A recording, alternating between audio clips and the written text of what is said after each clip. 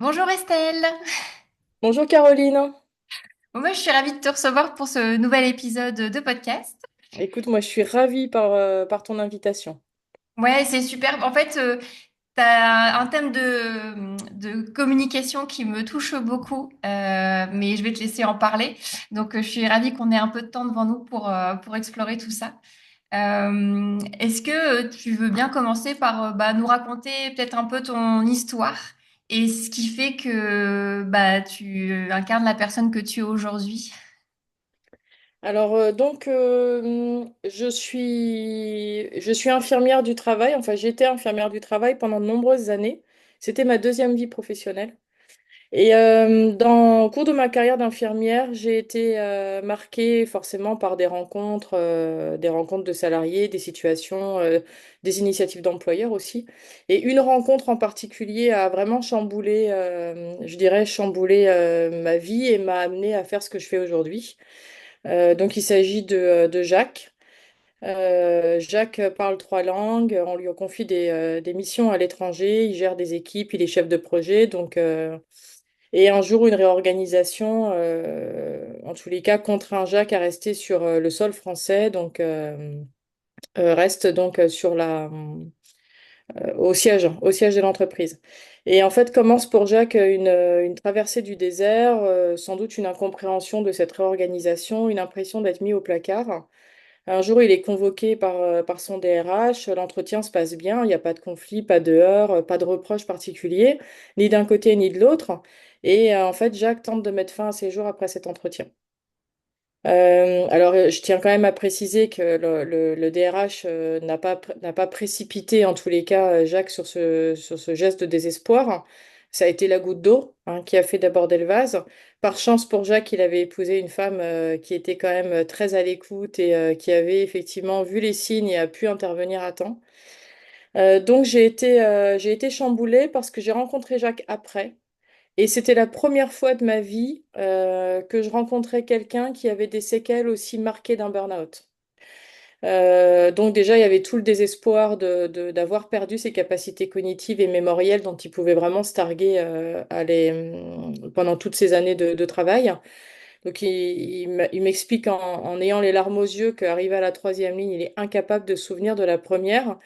Et c'est vrai que c'est la première fois où dans mon esprit, j'ai eu le mot séquelle, en fait, qui est venu dans ma tête, en me disant, mais en fait, c'est vrai que le burn-out, on le sait pas, en fait, on l'ignore, mais ça peut mener à des séquelles, alors je l'espère pour lui réversibles, mais il y a aussi des séquelles irréversibles.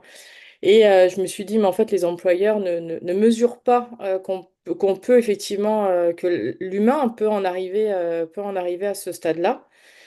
Donc ça a été mon premier choc. Et le deuxième choc, toujours sur la même histoire, c'est que le DRH en question est quelqu'un qui est très humain, très empathique, très à l'écoute, qui a plutôt une bonne intuition, avec qui on a toujours travaillé en bonne intelligence. Enfin voilà, vraiment, hein, enfin le DRH, pas le DRH de nos rêves, mais en tous les cas un DRH qui coche énormément de capacités humaines. Et je me suis dit, en fait, il n'a pas vu l'état de détresse de Jacques. Si lui ne voit pas, mais en fait, qui peut voir?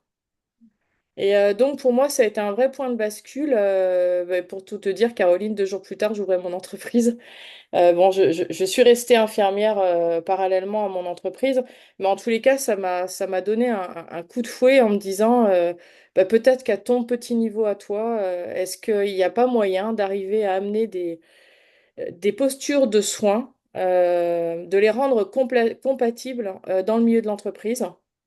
Euh, pour donner l'autorisation aussi d'humaniser nos échanges. Aujourd'hui, c'est vrai que tout se fait énormément avec des indicateurs. Tout est vraiment bien millimétré. Il faut que tu coches cette case pour tous tes entretiens. Et donc, voilà, c'était la question. Et donc, j'ai ouvert mon auto-entreprise, en fait, avec ces idées-là. Et puis, bon, après, voilà, après, en tous les cas, j'ai accompagné ce geste sur d'autres choses, notamment mon activité assez intense sur LinkedIn, mon diplôme de coach certifié. Bon, voilà, après, voilà, je continue en tous les cas à me former et à créer encore d'autres espaces pour pouvoir diffuser davantage en tous les cas, ce message-là. qu'on peut faire autrement, que c'est tout à fait possible d'apprendre des choses, c'est possible d'apprendre à prendre soin de soi, c'est possible d'apprendre à mener un entretien avec une personne en souffrance. Voilà, c'est possible de sauter certaines barrières. Ouais, c'est ça. Et tiens, ce que tu dis, c'est intéressant parce que c'est de dire, bah, le RH, il a plein de qualités humaines et pourtant, il est quand même passé à côté. Et c'est de dire qu'à un moment donné, même quand on veut bien faire, c'est pas assez et ça s'apprend, ça se forme aussi. Et ton discours, il est autant à destination des entreprises que du salarié qui peut être en souffrance. Parce que c'est un travail d'équipe, en fait. J'ai envie de dire que chacun prenne sa part Ah, de responsabilité. je pense que tu as raison, chacun a un rôle à jouer. Et c'est vrai, tu parles de responsabilité, donc oui, chacun a une part de responsabilité, mais dans le terme de responsabilité, on n'est pas dans le mode responsabilité coupable. Mm, mm, C'est mm. vraiment le responsabilité acteur. Et c'est vrai que moi, Oui, je prône l'acteurisation, que ce soit dans mes vidéos YouTube ou que ce soit sur LinkedIn et j'espère bientôt sur Instagram. Je prône l'actorisation parce qu'on ne peut pas changer l'autre, on ne peut pas forcément changer les organisations de travail non plus. Finalement, la seule personne sur qui je peux avoir un impact réel, c'est sur moi. Voilà. Après, il faut rester modéré, donc c'est vrai que chacun a sa part. L'employé a sa part, le collectif de travail aussi. Après, il est vrai que concernant les organisations de travail, je dirais que la plus grosse charge revient quand même sur les épaules de l'employeur. Mais tout seul, moi j'ai aussi vu des employeurs qui étaient vraiment décidés à essayer d'améliorer les conditions de travail.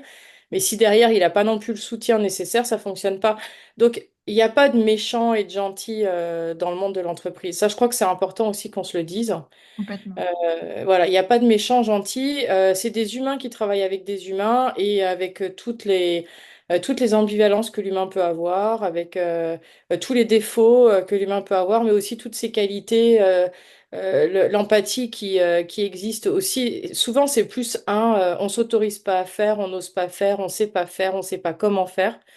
Voilà, mais je crois que c'est aussi important de se dire, enfin, peut-être que ça existe. Moi, j'ai jamais rencontré, je le dis et je le répète, de chef d'entreprise qui se lève le matin en disant qu'il allait prendre un malin plaisir, en tous les cas, à détruire des gens. Donc, c'est après, chacun va naviguer dans des sphères différentes. L'employeur va être dans ses préoccupations de stratégie, de finances. Il a tout un tas de problèmes, en tous les cas, de responsabilités qui pèsent sur ses épaules seules. Des choses auxquelles nous, on n'a pas forcément accès, hein, simple employé, je veux dire. Le manager aussi a ses propres difficultés parce que bon, bah, il est quand même seul face à un groupe qui manage, mais c'est quand même le seul manager dans son équipe. Donc c'est vrai que c'est important que les managers dans une entreprise forment une équipe déportée ensemble aussi, créent un collectif. Donc voilà, après, on est humain, donc osons jouer aussi notre humanité.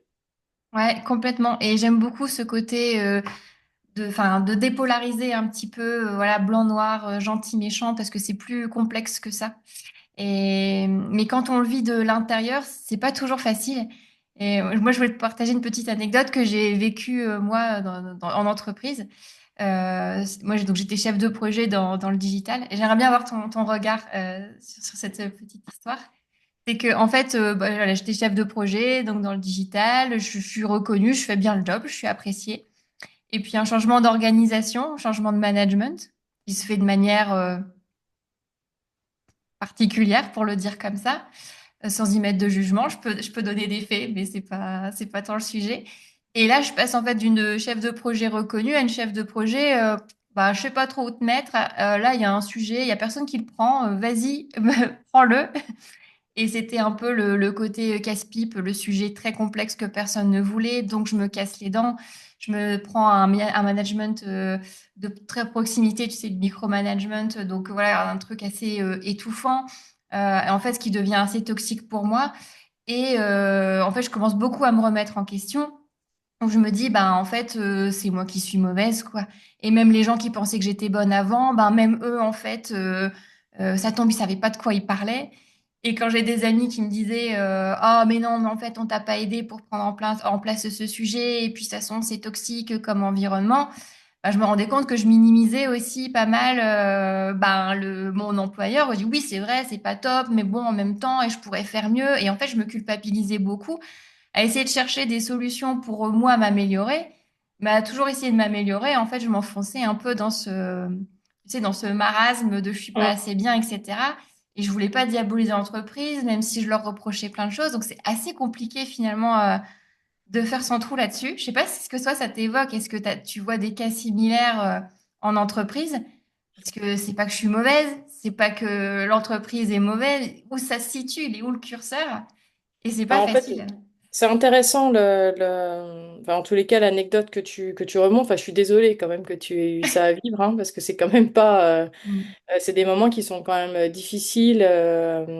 Et puis, c'est des moments de doute. C'est des moments, en fait, où Mm. le doute et où notre légitimité est mis en branle. En fait, ce que tu décris, c'est un manque d'organisation, c'est un manque de soutien. Alors, sans doute pas volontaire, hein. Euh, en fait, ce qui me vient, le premier mot qui m'est venu en tête, c'est bah, peut-être que ton nouveau manager, ce qui lui manquait, c'est la connaissance du travail réel. C'est-à-dire que finalement, tel que tu le racontes, on a l'impression qu'on t'a refourgué un dossier finalement que personne ne voulait vraiment faire. Ça a été mon Et sentiment. ouais, et du coup, au lieu finalement de se mettre, bon bah écoute, Caroline, moi je suis ton manager, ok, bon on va se mettre à deux cerveaux sur le sujet, parce qu'à deux cerveaux on est quand même plus intelligent. Et puis on va effectivement commencer à regarder comment est-ce que tu peux mener ça de la meilleure façon. Et c'est vrai que ce temps-là finalement de travail réel, de connaissance du travail réel est rarement pris. Et ça se transforme en surveillance ou en tout cas en impression de contrôle, hein. C'est aujourd'hui beaucoup en tous les cas ce qui remonte. Et c'est vrai que le réflexe du salarié qui se retrouve dans ta situation, enfin, ce que tu décris, c'est quelque chose je dirais pas que c'est normal, je dirais pas que c'est naturel, mais en tous les cas, c'est quelque chose que je vois souvent, que j'ai vu souvent. Bah, le réflexe premier, c'est de se remettre en cause, de se sentir coupable, de se dire ah bah je suis pas bien organisée. Moi j'ai rencontré par exemple beaucoup enfin, je vais parler plus des femmes, mais ça peut être le cas aussi d'hommes, hein, qui rentrent chez eux et puis qui vont dire bah en fait j'ai rien fait de ma to-do list. Donc et au lieu de se dire que c'est peut-être la charge de travail qui est inadaptée ou en l'occurrence pour ta situation ben, le projet pour lequel tu n'avais peut-être pas tous les tenants et les aboutissants, et le problème venait peut-être tout simplement d'un besoin de régulation sur ce sujet, bah, la personne en fait va vraiment commencer à douter d'elle-même, douter de ses capacités. Et en fait, en voulant être éthique, au prétexte d'une diabolisation possible, le salarié peut refuser en tous les cas de voir de manière très factuelle ce qui appartient, ce qui est de mon ressort, ce qui est de ma responsabilité, ce qui peut-être être de la responsabilité de mon manager et de l'entreprise. Et c'est tout le problème aujourd'hui, c'est qu'à force de vouloir chercher des coupables, en fait, on s'en fiche. Mm.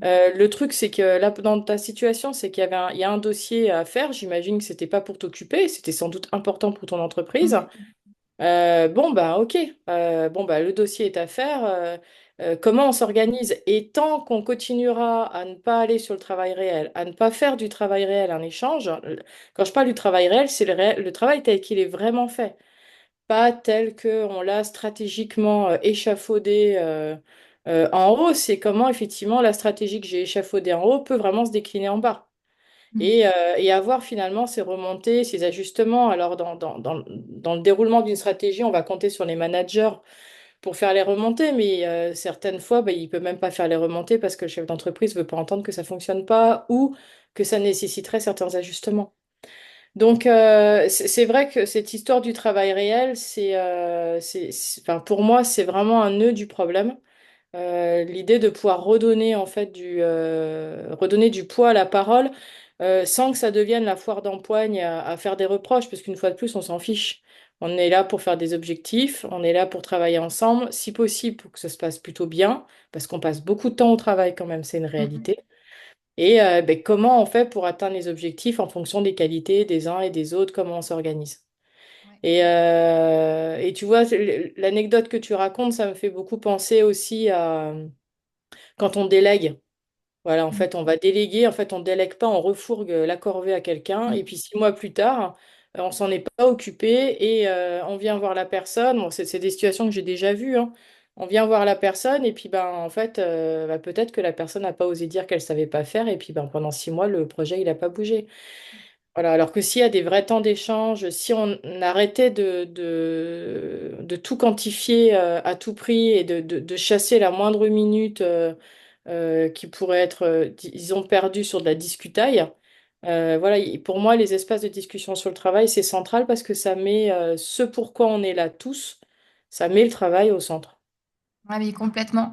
Et puis, un point aussi que je remarque, parce que j'ai roulé pas mal ma bosse dans des grosses entreprises, dans des grosses structures, c'est aussi qu'on voit en fait une complexification des organisations avec des directions dans tous les sens, où il faut travailler en transversal et en équipe, et surtout quand on est chef de projet, on est amené à ça. Mais du coup, chaque équipe avec ses propres priorités, ses propres enjeux, et des priorités qui sont différentes selon les équipes.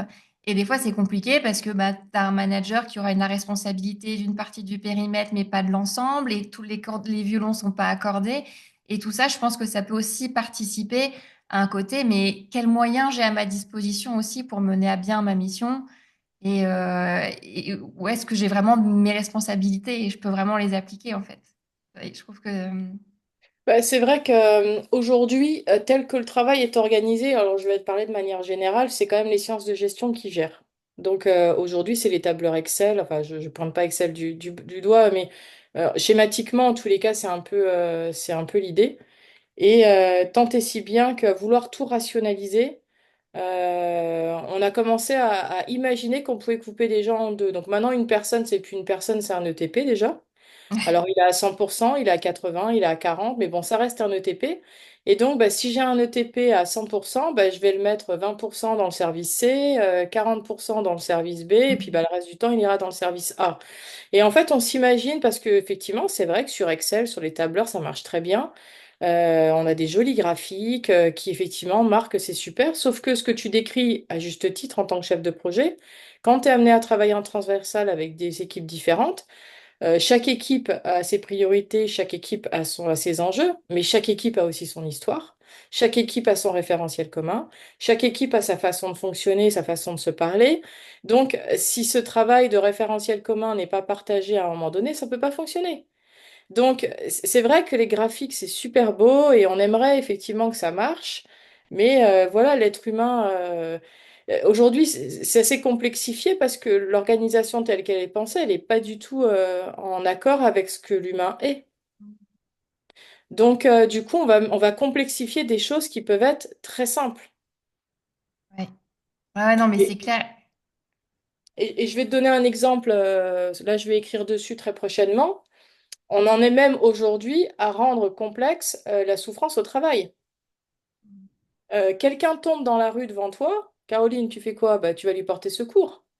La question, tu le connais pas, tu es dans la rue, la personne tombe, bah, tu le relèveras ou pas, ça dépend de la situation, tu appelleras les secours. En tous les cas, tu vas pas passer de ton chemin ou l'enjamber. Voilà. Et aujourd'hui, sous des prétextes de procédures, d'inquiétudes en tout genre, de toute façon, moi, je vais pas aller voir mon collègue en souffrance, ou je vais pas aller voir mon manager en souffrance, ou je vais pas aller voir mon chef d'entreprise en souffrance parce que ça touche tout le monde, parce que bon, quelqu'un d'autre va bien le faire, et puis c'est pas mon problème, et puis de toute façon, c'est peut-être des problèmes perso. Enfin, on arrive à être dans un système où un brin déshumanisé, finalement, dont tout le monde se plaint. Et je me dis à un moment donné, enfin, quelqu'un va mal, stop, quelqu'un tombe, on l'aide, bah, quelqu'un va mal, on lui tend la main. Enfin, à un moment donné, enfin, arrêtons de chercher la difficulté là où elle n'existe pas. Ouais. Peut-être un peu trop de peur, de pression, de choses qui sont justifiées ou pas vraiment finalement et revenir un peu au basique. Alors après, c'est sûr, j'entends avec les risques de procédures de harcèlement et tout Mm. ça, oui, je peux comprendre que dans certaines situations, cela puisse être un petit peu plus délicat. Mais dans la grande majorité des cas, un être humain en souffrance, la première chose dont il a besoin, c'est de sentir que sa souffrance, elle est entendue par quelqu'un. Ça, voilà, Mm. c'est très basique, hein. Euh, et une fois que ça, c'est fait, bon, ben, là, on peut passer à l'étape 2 et qu'est-ce qu'on fait finalement de cette souffrance? Mais voilà, une fois de plus, on complexifie des choses qui sont simples. Si la souffrance pouvait être gérée par Excel, je pense qu'on n'aurait même pas ce podcast. Parce que, bah oui, on arriverait à y aller sans problème. Aujourd'hui, on a réussi à se convaincre que les seuls indicateurs du travail, c'était les indicateurs quantitatifs. Mm, Et mm, les mm, qualitatifs, eh ben, on ne sait pas trop, ça rentre pas très bien dans les cases. Et là, je vais te donner un autre exemple. Quand tu rentres à l'hôpital, la première chose qu'on va te demander, bah, c'est ton ressenti de douleur de 0 à 10. De 0 à 10, Caroline, t'as mal à combien? Bah, en fonction, si tu dis 2 aux soignants ou si tu dis 8 aux soignants, la prise en charge va pas être la même. C'est du qualitatif, du ressenti, et à l'hôpital, on arrive à faire avec. Alors, à quel moment est-ce que dans enfin, en tout cas dans le monde du travail, on a érigé une barrière entre le quantitatif et le qualitatif et finalement, bah non, mais c'est que du ressenti. Oh, mais c'est hyper important le ressenti. mm, mm. L'humain, enfin, on peut tomber gravement malade pour du ressenti. Donc, Effectivement. Oui, oui, j'aime beaucoup le parallèle que tu fais un peu entre ouais, le quali et le quanti, j'ai envie de dire, l'appeler comme ça. Mais ouais, c'est très juste. Et juste ça me fait venir une question, c'est est-ce que tu dirais que la souffrance au travail, elle a changé de forme par rapport à ce que vous pouvez voir peut-être avant, tu vois? Et ce qu'on se dit là. Alors, de toute façon, oui, il y a eu un changement de forme. Alors déjà, il y a eu un changement de forme parce que enfin, moi, je considère que ça a explosé. Alors, je vais parler de mon activité à moi, c'est-à-dire finalement, ça n'engage que moi, mais les tendances statistiques montrent que c'est pas juste une vue de l'esprit. En 2013, sur 150 personnes que je pouvais être amenée à voir, j'avais peut-être une personne en souffrance au travail. 10 ans plus tard, je pouvais monter entre 40 et 50 personnes en souffrance au travail. Donc, à un moment donné, c'est pas moi qui suis devenue super bonne, à être un super détecteur. Non, c'est vraiment qu'il se passe quelque chose. Donc déjà, il y a l'intensification du travail, qui est un fait. Certains vont accuser les 35 heures. Enfin, à un moment donné, il faut pas tout mélanger. Je crois qu'il faut rester. L'intensification du travail tel que moi je l'entends, c'est ces chasses qui vont être faites aux minutes perdues. Mm. Parce qu'en fait, dans l'idée actuelle du travail, l'homme est réduit à un état d'outil. On est réduit à un état de TP, on est donc réduit à un état d'outil. Donc un outil, il marche tous les jours pareil. Tu vas prendre ta clé à molette du lundi au vendredi, elle aura la même forme, elle va pas te faire de blagues. Sauf que l'humain n'est pas un outil. Donc, il y a des jours, bah, tu vas être en forme, il y a des jours, tu seras moins en forme. Ça, c'est un fait. Et c'est un fait universel. C'est-à-dire, ça va toucher du haut de l'entreprise jusqu'en bas de l'entreprise. Et si tu veux, c'est un peu... du coup, il y a cette intensification, donc cette chasse, ce besoin de procédure à outrance, où effectivement, il faut mettre les petites cases et puis rajouter des petits logiciels et puis rajouter des comptes rendus à ce que tu fais, du compte rendu, du compte rendu, de compte rendu. Et c'est étouffant et l'humain ne peut pas fonctionner comme ça. Donc aujourd'hui, on est en train d'imposer un décor organisationnel qui est incompatible avec la nature profonde de l'humain, Mm. au prétexte de vouloir vraiment être dans une rentabilité. Alors que, et c'est là où c'est complètement hallucinant, c'est que, admettons, allez, ok, je suis d'accord, on joue la carte de la rentabilité. Eh bien, très bien. Donc, si on joue la carte de la rentabilité, on prend en compte aussi un fait, c'est que 1 euro investi dans une entreprise, c'est 3 euros récupérés. Ça veut dire qu'on est en train de parler d'un investissement à 200%. J'aimerais que les entreprises me disent quels autres investissements à 200% elles ont à leur disposition. Donc, tu vois, même le jeu de la rentabilité, des fois, il est faussé parce que on va se cacher une fois de plus derrière ces fichus indicateurs sans se dire, mais attends, il y a peut-être un moyen. Donc, on va dire aux gens, attention, vous devez pas piquer de papier toilette dans les toilettes, vous ne piquez pas de stylo, soyez économique à la photocopieuse. Mais on va accepter que Micheline, 15 ans d'expérience, bah, quitte l'entreprise parce que ça va pas, et donc que l'entreprise va accepter de perdre entre 30, parce que c'est le minimum, 30 000 euros, entre Mm. 30, 40, 50 000 euros de perte, comme ça. Enfin, à un moment donné, soyons cohérents. Mm. Effectivement, vu sous ce prisme-là, ça prend une autre dimension. Ouais, carrément. Et pour toi, je pense que tu viens d'y répondre en partie. C'est quoi qui fait qu'on se sent si mal dans son travail? Alors, en tous les cas, moi, je vais plus parler du salarié français. Euh, le salarié français met du cœur dans ce qu'il fait. Il y a un lien d'amour avec le travail. Mm. Donc, quand tu es amoureux, quand tu es amoureux, tu vas faire de ton mieux pour que la personne aimée ben, soit bien. Tu vas essayer Donc, quand je dis faire de ton mieux, ça veut dire produire de la qualité. Voilà, tu vas être attentif aux petits détails. Ça va être important pour toi que la relation fonctionne. Au travail, c'est exactement la même chose. C'est pour ça qu'aujourd'hui, on entend beaucoup de discours dans les entreprises sur la surqualité. Et ça, c'est pas audible pour un employé.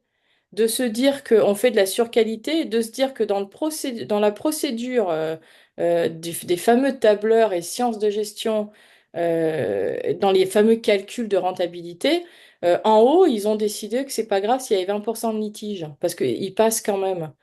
Sauf que ça, dans les faits, ça se traduit pas dans le travail réel. Une fois de plus, ça veut dire quoi? Que en fait, sur 5 tâches, j'en fais une toute pourrie.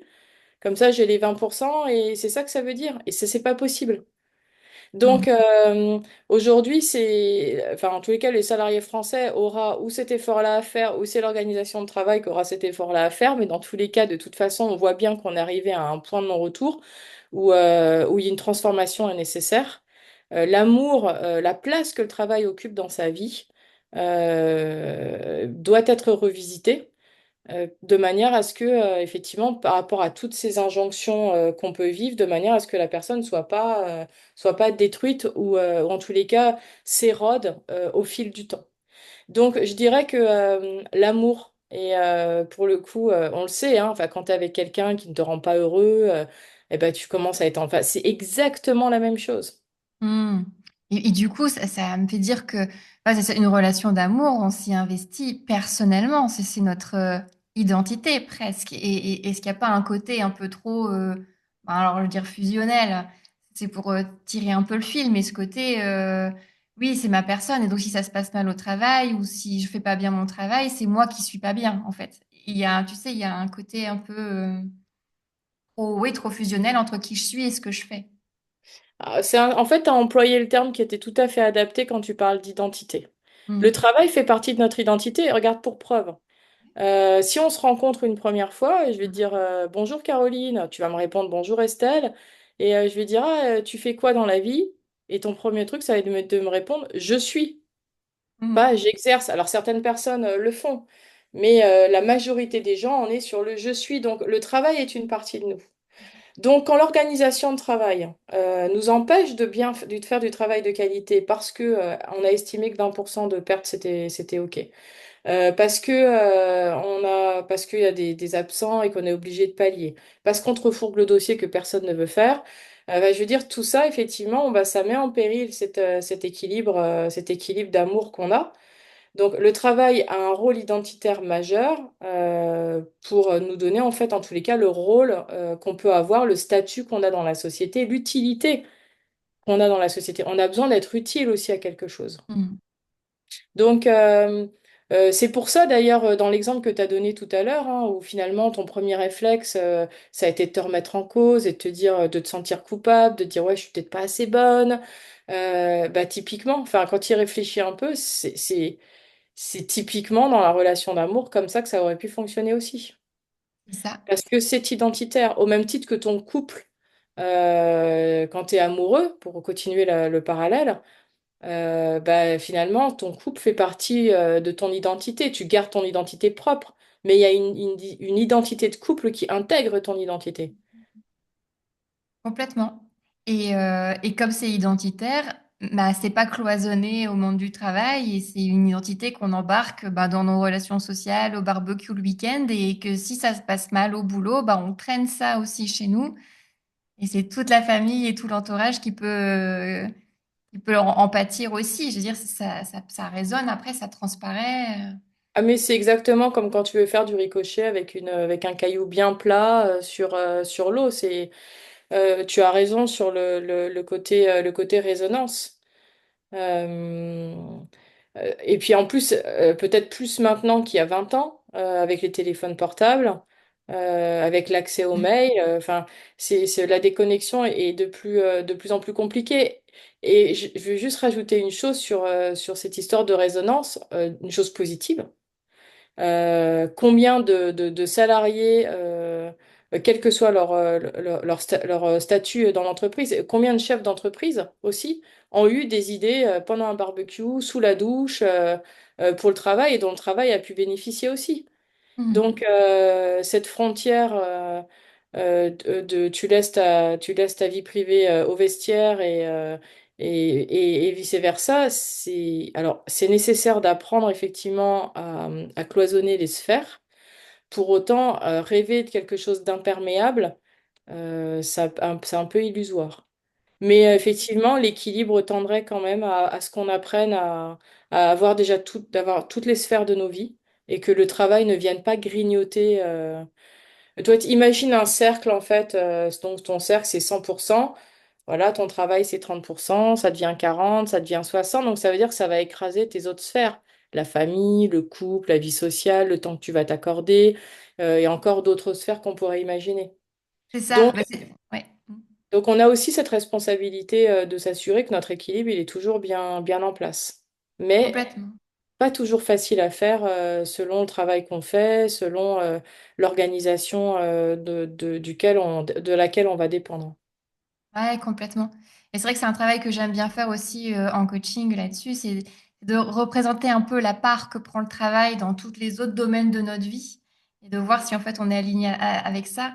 Et parfois, bah, un mal-être au travail, il peut prendre beaucoup moins d'ampleur dès lors qu'on vient nourrir d'autres domaines comme Mm. la vie familiale, la vie personnelle, le sport, etc. Et en fait, tout ça, c'est un écosystème qu'il faut prendre en compte et qui doit être pris en compte aussi quand on travaille sur ces sujets-là et qu'on ressent du mal-être au Après, travail. ce que tu dis, enfin, c'est très juste, hein, c'est une question d'équilibre.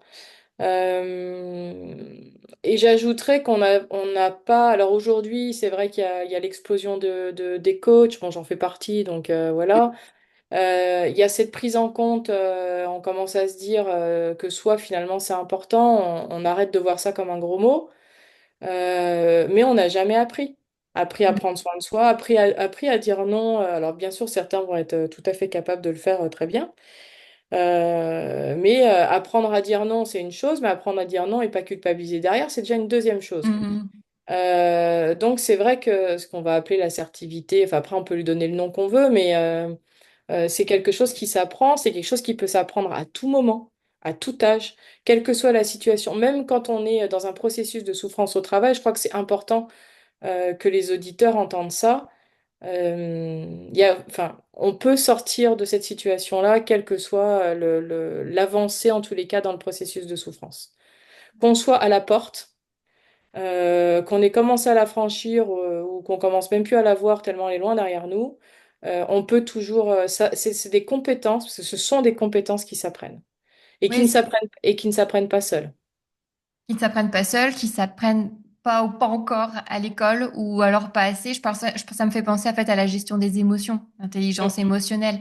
Ah, ça commence à être de plus en plus admis et on peut voir arriver des réflexions sur les émotions à l'école, voilà. Et du coup, ça commence à venir, mais c'est finalement très très très très récent à l'échelle du monde du travail. Et donc tout ça, il faut apprendre à travailler. On n'est pas mature là-dessus. On apprend aussi à travailler ces sujets-là, mais c'est encore finalement très nouveau et on ne sait pas trop bien faire, quoi. mm.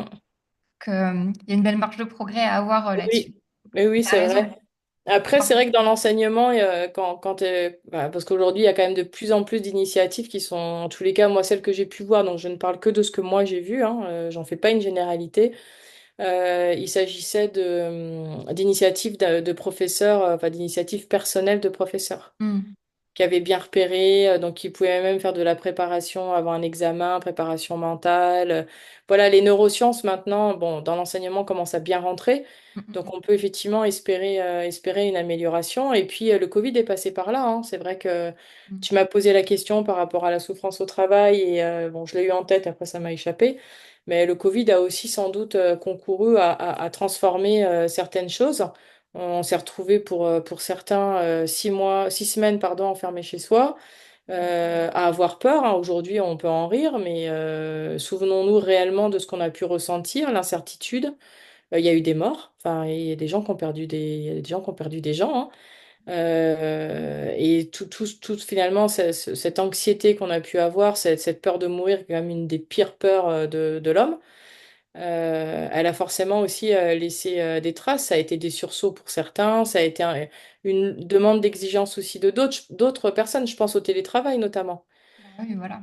où il y a un rétropédalage complètement incompréhensif des entreprises, parce que comme les entreprises gèrent, pour certaines en tous les cas, avec des indicateurs quantitatifs, et qu'on est sur le mode surveillance, bah, c'est incompatible avec un travailleur qui va travailler en télétravail. Est-ce qu'on est vraiment sûr qu'il travaille? Est-ce qu'il fait vraiment ses 8 heures? Enfin, moi, je préfère avoir un salarié qui bosse 6 heures à fond que de bosser 8 heures à rien faire. Moi, un jour, j'ai vu une collègue qui a passé 8 heures, enfin, tout son temps de travail à poser ses congés et ses RTT. Elle était effectivement bien derrière son poste de travail. Ah oui, pas de souci. Oui, Mais ça, c'est le elle l'a présentéisme. fait. Elle a répondu à la consigne. On pouvait cocher. Elle était effectivement bien présente. Mais qu'est-ce qu'elle a vraiment fourni? Elle a posé ses RTT. Et donc, c'est ça qu'on veut? Ou est-ce qu'on veut plutôt des salariés investis à qui, effectivement, avec lesquels on va travailler sur le degré d'autonomie? Voilà, autonomie, responsabilisation, voilà. Parce que c'est pareil, après, tous ne sont pas non plus capables, déjà, tous ne veulent pas être très autonomes. Après, tous n'ont pas les mêmes capacités non plus. Donc, on est presque en train de rêver dans ce qu'on est en train de dire à du management chirurgical, donc ce qui est quand même très illusoire. En tous les cas, on a, entre l'illusion et ce qu'on vit aujourd'hui, on a quand même des marges de progression possibles. Voilà. Oui, oui, c'est ça. Oui, oui, complètement.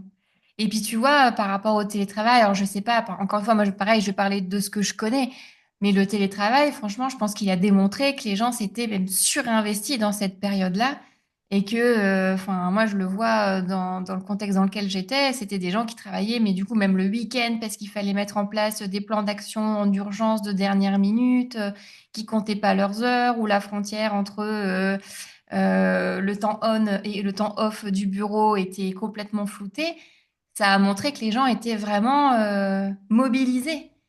Et ça n'a pas suffi finalement des fois pour certaines entreprises. Enfin voilà, après c'est des cas, chaque entreprise est certainement unique.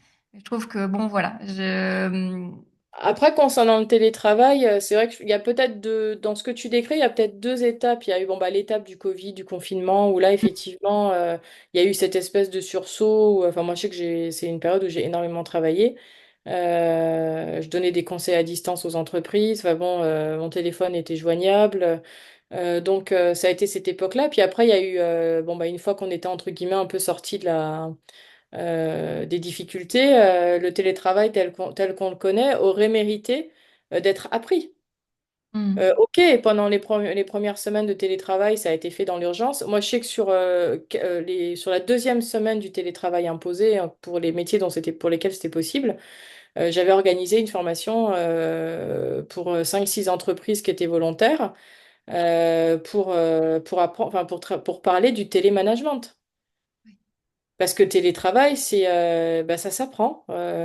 La déconnexion, ça s'apprend. Télémanager, ça s'apprend. Et en fait, au prétexte qu'on a balancé les gens dans le grand bain, et enfin et tout le monde, l'entreprise aussi a été balancée dans le grand Mhm. bain. Moi, je peux comprendre que n'ayant pas fait finalement ce travail de réflexion en se disant, OK, bon, ça c'était quand on n'avait pas le choix, là maintenant on peut l'apprendre. Non, c'est plus facile de retirer. Sauf que les gens y ont goûté et que oui, c'est quand même plus sympa de ne pas se déplacer, c'est plus sympa de ne pas perdre du temps dans les embouteillages ou dans la voiture. Et oui, on va pas se cacher que le temps que tu fasses ta requête, bah, tu as le temps de mettre ta lessive à étendre. Et alors? Moi, je rappelle que j'ai vu quelqu'un pendant 8 heures poser ses RTT et ses congés. C'est ça. Et on parle pas Donc, de la machine à café encore. oui, et encore sur la machine à café, tu pourrais faire un podcast entier sur la machine à café. Tellement c'est un lieu important pour l'entreprise, puisque 80% de la communication, c'est en mode informel.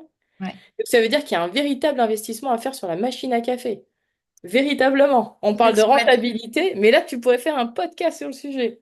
Ouais, ouais, très intéressant. Et c'est vrai que oui, tu as beaucoup de discussions comme ça, de bouts de phrases qui sont chopés à la volée et qui ont des incidences, des répercussions sur des projets qui Mm. dénouent des situations.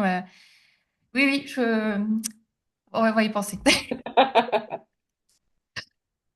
Qu'est-ce que j'ai vu que tu avais fait une vidéo là-dessus et je trouve intéressant de te poser la question ici, c'est pourquoi c'est si dur en fait de quitter un travail qui nous détruit? T'as posé la question dans une de tes vidéos et qu'est-ce Oui, oui, qu'on peut oui. faire dans ce cas-là? Bah, D'abord en quelque part, tu as synthèse. posé le décor au début de ce podcast avec ton exemple. Sans doute, c'était volontaire. Euh, Qu'est-ce qui fait que on quitte un... Je dirais qu'il y a Pourquoi plusieurs c'est si facteurs. dur, quoi? Ouais. Ouais, pourquoi c'est si dur? Alors, bah, déjà, c'est dur d'aimer quelque chose qu'on aime. De quitter, pardon, quelque chose qu'on aime. C'est quelque chose qui est difficile, hein. Et en fait, la souffrance, il faut imaginer la souffrance au travail comme un espèce de brouillard. Au départ, c'est une petite boule que tu as dans la tête. Et puis, en fait, bah, ça explose. Et puis après, tu as t'as ce brouillard qui vient envahir, en fait, tout ton psychisme. Donc, si bien qu'il faut...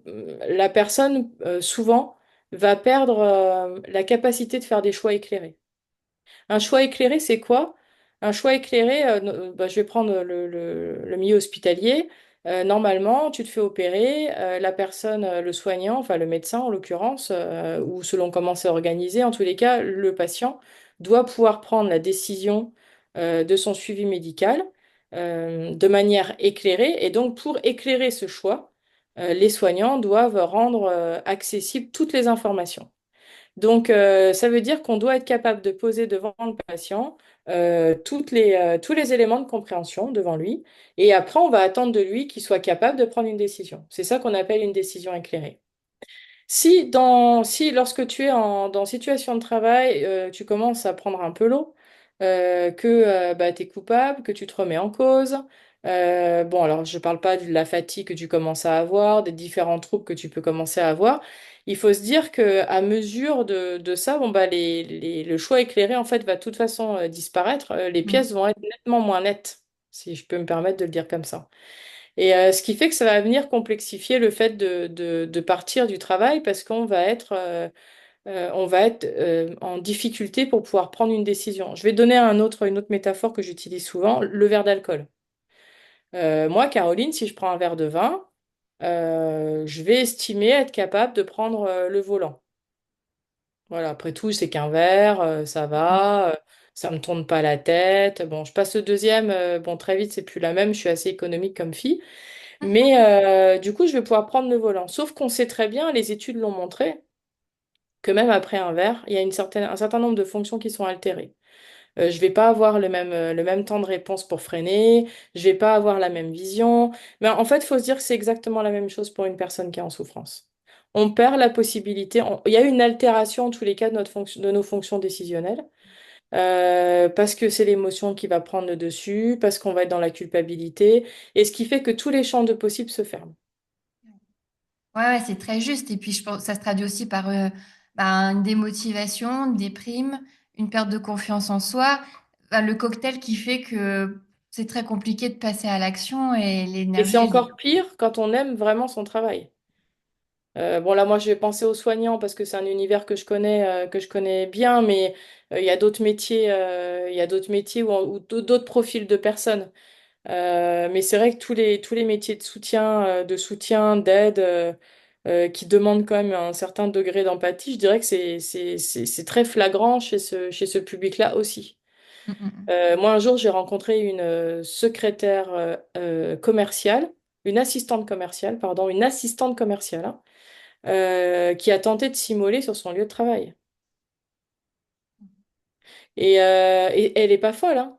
C'est qu'elle a été embrigadée, ce fameux brouillard a pris, et le niveau de détresse est monté, et voilà, elle a été incapable d'arriver en fait à faire descendre. Elle n'est pas partie, elle s'est pas mise en arrêt de travail. Son seul instant de résistance, ça a été, bon, par chance, là encore, je te cite que des histoires qui se sont quand même plutôt bien finies. Après, ça se finit pas toujours aussi bien. Et ça pousse pas toujours non plus à des situations aussi extrêmes, mais ça peut aussi pousser à des situations extrêmes. Donc voilà, pourquoi on a du mal à quitter un travail qu'on aime, bah déjà parce qu'on l'aime, et puis parce qu'après, en fait, on perd la capacité de pouvoir agir en toute conscience. Et cette liberté d'agir, ce pouvoir d'agir, moi je sais que c'est une des choses sur lesquelles je travaille le plus avec mes clients en tout cas.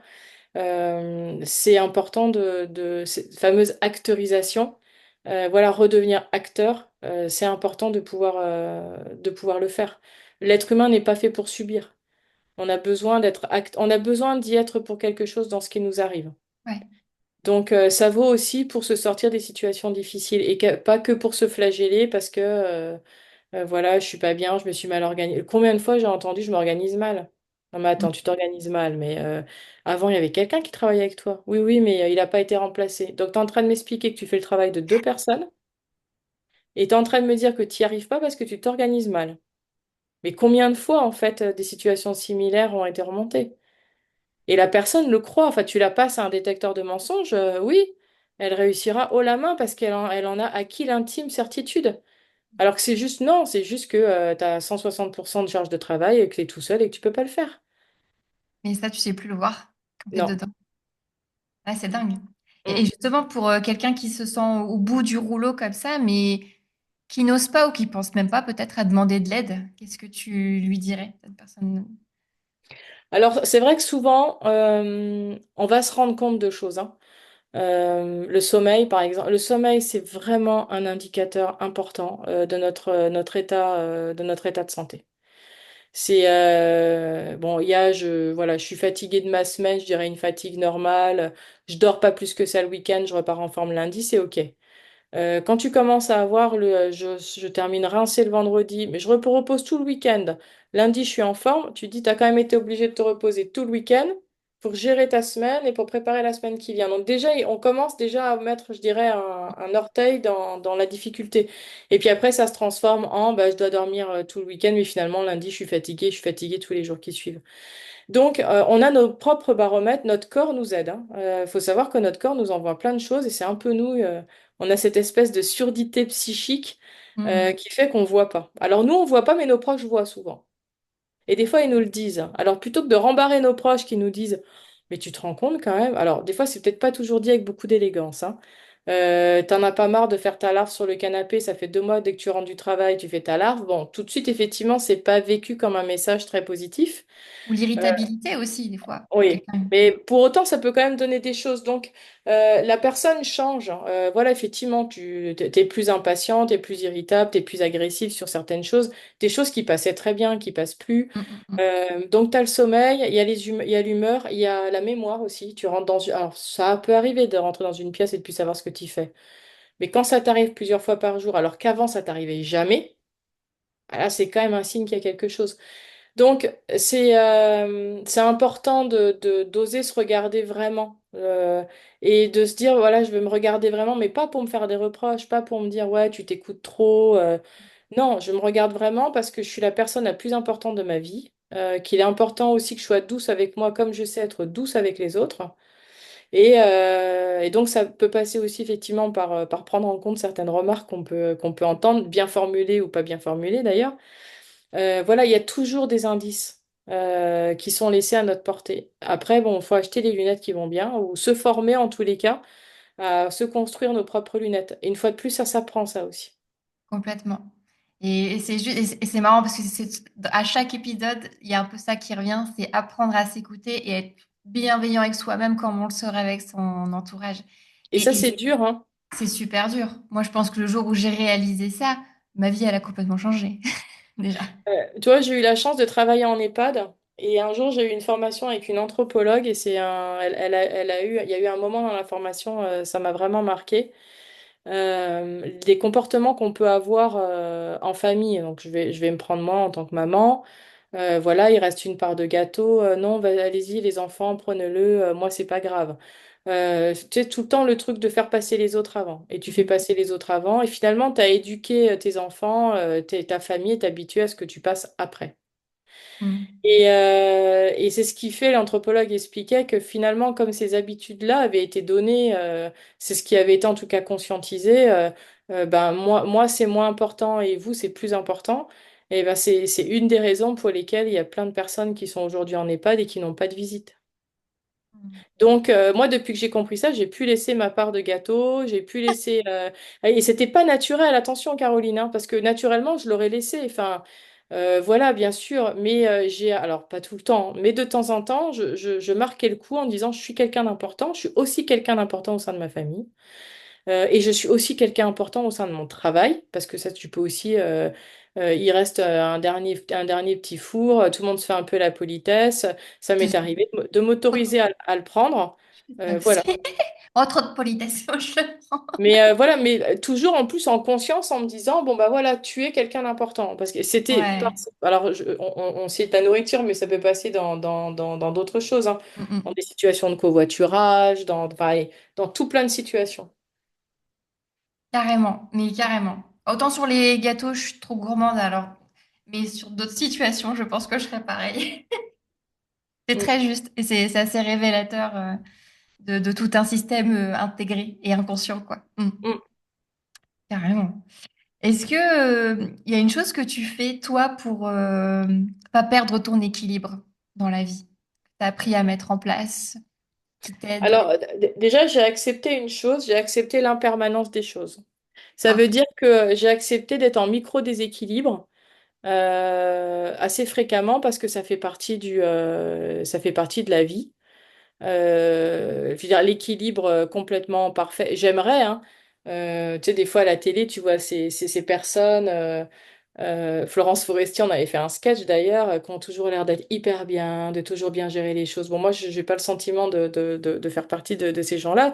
Des fois, c'est la course et tout ça, mais ça, c'est quelque chose que j'ai accepté, et ça, c'est important. Euh, d'accepter cette impermanence des choses.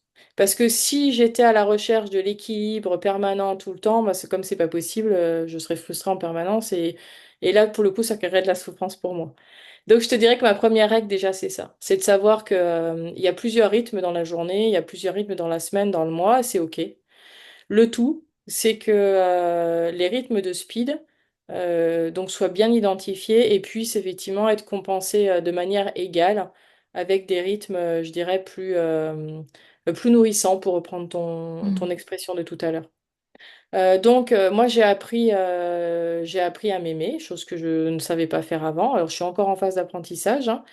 J'ai passé ma troisième étoile. Si, Après, je sais pas Bravo. s'il y a les oursons ou ce qu'il y a après derrière, mais en tous les cas, je suis rentrée dans cette logique-là il y a quelques années parce que c'était aussi important. On peut pas prendre soin de soi si on considère qu'on n'est pas quelqu'un d'important. Et considérer qu'on est quelqu'un d'important ne veut pas dire qu'on devient euh, alors, j'aime pas trop le terme égoïste, mais en tous les cas, qu'on devienne, enfin, qu'on ne pense qu'à soi, Hmm, au détriment des autres. Donc ça je dirais que ça c'est ma deuxième, en tout cas ma deuxième règle. Et après, ben, j'ai appris en fait à écouter les signaux dont je te parle. Alors c'est pareil, hein, j'ai appris, mais j'ai appris comme beaucoup de monde, j'ai appris en me cassant la figure aussi, parce que j'ai quand même le sentiment que la prévention n'étant pas naturelle pour l'humain, on a quand même tous besoin d'avoir sauté dans le précipice pour se dire, ah, la prochaine fois que je serai au bord du précipice, je ne ouais, sauterai plus, je ne ouais. tomberai plus. Je saurai voir les signes et j'arriverai à reculer. Donc ça aussi, c'est aussi pardonner finalement, se pardonner le fait d'avoir trébuché à certains moments et d'en avoir fait quelque chose de positif. Hmm, Et voilà, donc je te dirais que pour mon équilibre, c'est ça. Et par contre, bah, comme toi, j'ai bien en tête les sphères de ma vie. hmm, Et je travaille très régulièrement sur mon idéal de sphère et je fais en sorte d'essayer de tendre au maximum, en tous les cas, vers ce que je sais qui me plaît. ouais. C'est important de kiffer sa vie. Je crois que c'est important tous les jours de kiffer sa vie. Toi, j'ai pris une business coach par rapport à mon entreprise parce que voilà, j'ai besoin de développer, enfin, j'ai envie de développer des choses. J'ai envie de rendre accessible bah, tout ce qu'on est en train de se dire. Et ça faisait partie de notre cahier des charges de dire, OK, par contre, pour que je puisse durer dans le temps, pour que je puisse proposer des choses intéressantes, je dois kiffer ma vie. On n'en Ouais. a qu'une, hein. On n'en a qu'une, On n'en a qu'une. carrément. Et c'est jamais trop tard. Bah, voilà, on peut le faire à n'importe quel moment de sa vie, même maintenant, vous nous écoutez, vous décidez de le faire, kiffez votre vie, on n'en a qu'une. Voilà, qu'on ait 20 ans, qu'on ait 40 ans, qu'on ait 60 ans, peu importe. Voilà, chérissons le temps qui nous reste et effectivement, l'équilibre, mais ça s'apprend après, hein. Ouais, ça s'apprend. Et j'ai l'impression que pour les nouvelles générations, c'est un peu plus acquis parce qu'on en parle de plus en plus. Et on voit arriver un peu ce phénomène de Gen Z aussi, qui, au fait, qui fixe beaucoup plus les limites peut-être que les générations avant elles. Et je pense que ça aussi, ça va contribuer à changer pas mal le regard sur la façon de travailler, que ce soit en interne, en entreprise ou en entrepreneuriat ou autre. En Et, France, oui. Alors, tu vois, je serais. Alors, moi, je suis pas suffisamment experte sur le sujet, mais je serais assez intéressée de comparer en fait nos jeunes Z, en tous les cas, ce qu'on peut dire d'eux aujourd'hui, même si on en a qui bossent. Enfin, et ça veut pas dire qu'ils font 35 heures et qu'ils ne travaillent pas. Enfin, là, pour le coup. Je vais pas revenir avec ma collègue qui a posé sur une journée entière ses RTT et ses congés, mais ils ont un investissement en fait émotionnel différent avec le travail et je serais assez intéressée de faire la comparaison par exemple avec des pays comme l'Angleterre, enfin des pays européens autres que la France, où là le présentéisme est quand même montré du doigt, où bah, si tu es obligé de rester une heure de plus pour faire ton travail, c'est qu'il y a un problème, ou on ouais, t'en a trop demandé, ou t'es pas assez formé, mais en tous les cas, il y a un bug. Et parce que culturellement parlant, dans d'autres pays, on prône cet équilibre dont on parle. Voilà, bon, pour certaines entreprises, à 17 heures, c'est fini, le travail qui pense plus. Donc, ça marche bien ailleurs. Mais parce qu'il y a peut-être ce côté amoureux dont je parlais et peut-être aussi moins présent. Donc, est-ce que c'est une forme de maturité? Je ne saurais pas le dire finalement. Et la Gen Z, je pondérerais juste un petit peu ton propos. Parce qu'ils ont quand même l'inquiétude de leur santé mentale. C'est-à-dire que mhm. alors c'est bien parce que du coup, ils ont ce souci-là que moi, à 20 ans, là, ma santé mentale, c'était même pas quelque chose à laquelle je pensais. Le mot n'existait Et pour moi, c'est après, vrai. voilà, après, il faut pas que ça devienne angoissant pour eux. Par contre, c'est un de leurs critères. Mm, mm, mm. Ouais. Et Oui, ça, carrément. du coup, c'est révolutionnaire et ça donne des idées. Moi, j'ai des entreprises avec lesquelles je travaille. D'ailleurs, on a des formations aujourd'hui, hein, comment on parle avec la Gen Z. Bah, en Ah fait, tu ouais? parles avec la Gen Z bah, comme tu parles à un être humain qui a des besoins fondamentaux et qui ose dire qu'il a des besoins fondamentaux. Et oui, effectivement, ton organisation de travail, à un moment donné, il y aura un virage à prendre. Il y a les entreprises qui prendront le virage de bon cœur et qui se disent, OK, de toute façon, là, notre système, il a atteint ses limites, il est intéressant qu'on se mette tous autour de la table et qu'on construise autre chose. Et il y a celles qui vont aller jusqu'au bout, du bout, du bout, du bout, avec des difficultés de recrutement, des difficultés de rétention de talent, et puis après, la fameuse rentabilité, bon, bah, on verra ce que ça donnera, quoi. Ouais, donc carrément. Mais en tout cas, il y a un changement qui enclenche et qui Mm. prend un step, on va dire, plus fort encore avec cette génération-là. Et après, c'est aux entreprises d'être soit en conflit, parce que je veux pas comprendre ces jeunes qui s'investissent moins, enfin, d'être en opposition, et celles qui essaieront d'être plus curieux et d'être dans une démarche un peu plus proactive, quoi, dans Mais tu le vois, travailler ensemble. c'est intéressant comment le mot investir a été galvaudé parce qu'aujourd'hui, quand on dit il s'investit pas, on parle de cœur, hein. Hmm. On parle de cœur, alors que tu peux très bien t'investir dans ton travail sur tes 7h30 par jour, c'est-à-dire t'investir dans le sens où ben, on va jouer la carte des indicateurs, hein, où tu as ta to-do list et puis bah, tu fais tes trucs, tac, tac, tac, tac, tac, tu as fini, et là, bah, ça y est, 7h30 sont passées, ben, j'ai quasiment terminé ma to-do list, je la reprendrai demain, au revoir. Ouais. Et c'est aussi une définition de s'investir dans son travail que celui de faire son travail. Donc, tu vois, c'est toujours, moi, quand je suis amenée à avoir ces échanges avec des employeurs, d'abord, je dis, attends, OK, on va se mettre d'accord sur c'est quoi s'investir dans son travail déjà. Oh. Alors là, tu penses, j'ai une anecdote. En réunion manager, que j'ai pu avoir cet échange.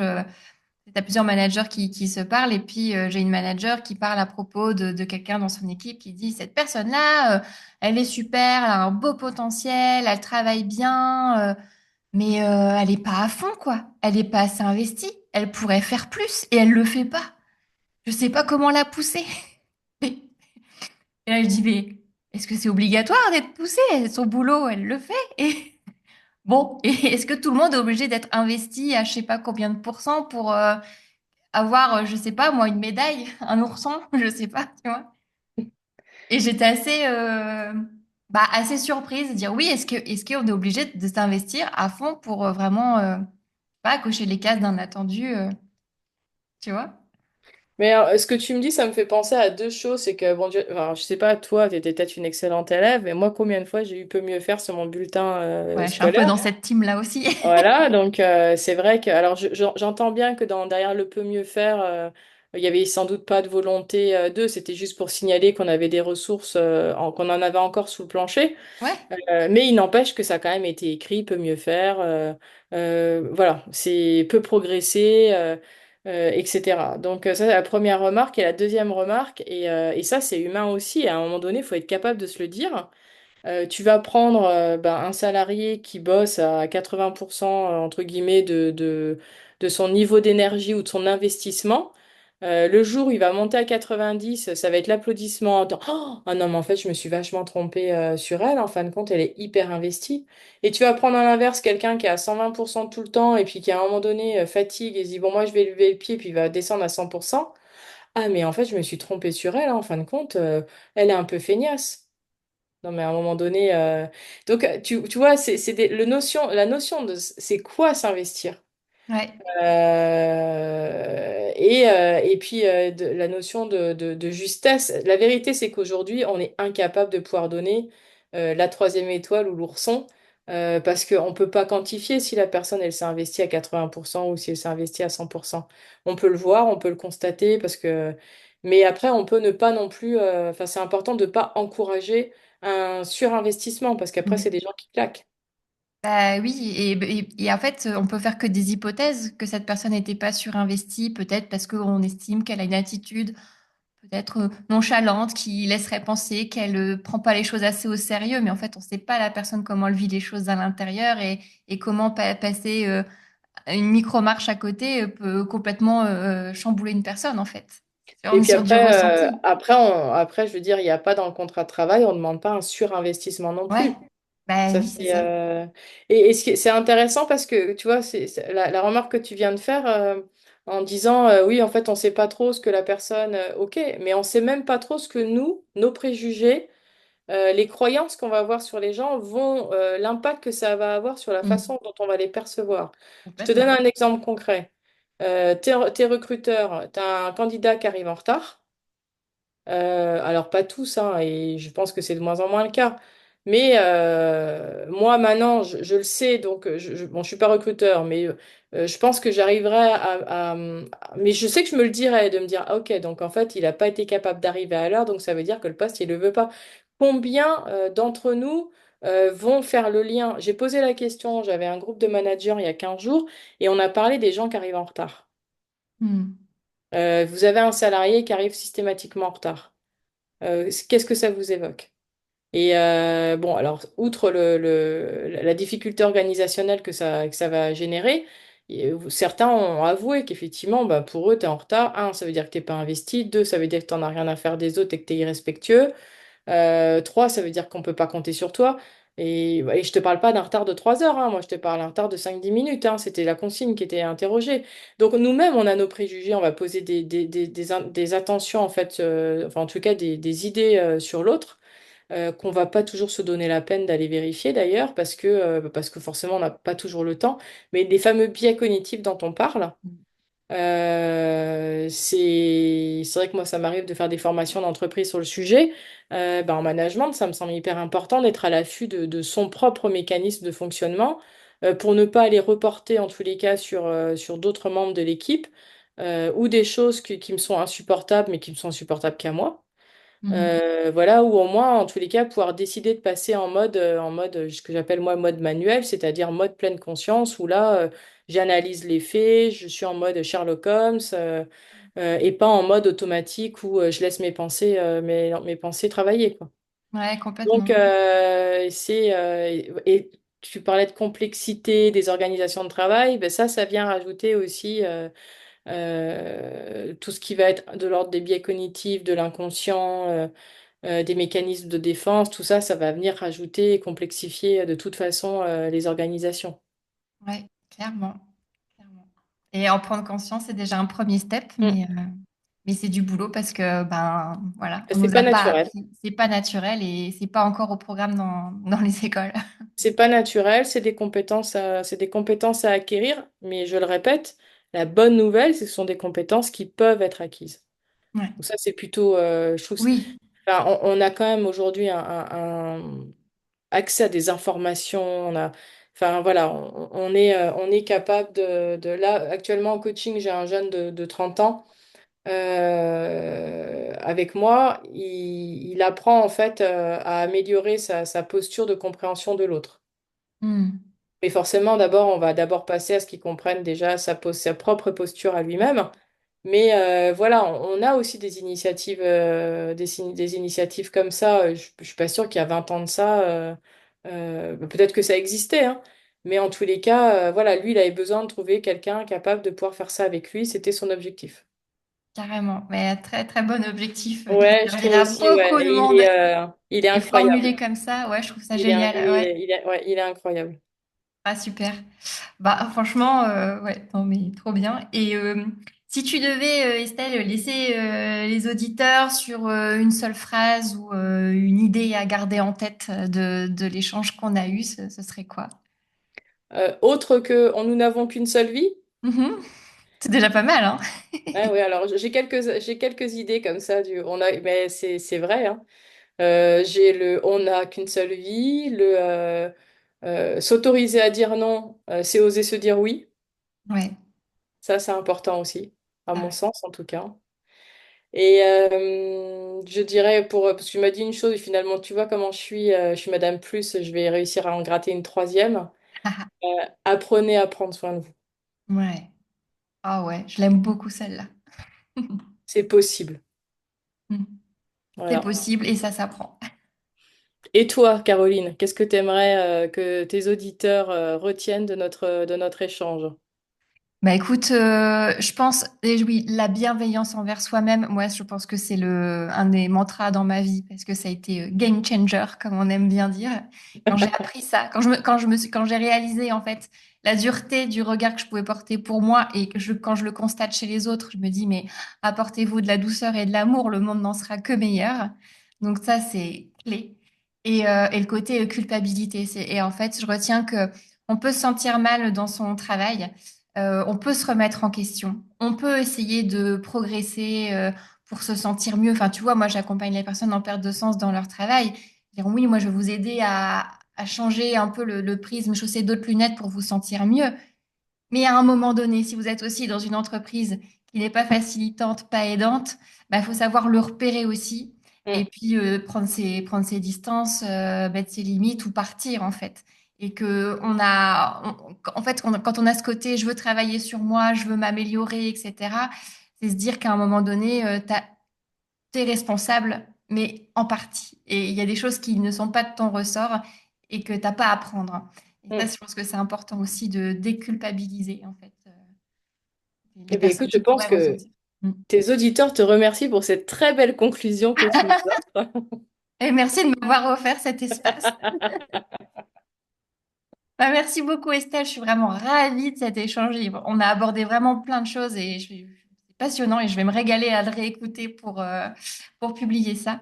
Donc, merci pour tout ton temps. Et En tout cas, moi, je te remercie de ta confiance et du contact très agréable que nous avions eu avant et de l'échange tout aussi agréable qu'on a eu aujourd'hui. c'est génial, j'en suis honorée. À bientôt, Estelle. À bientôt, Caroline.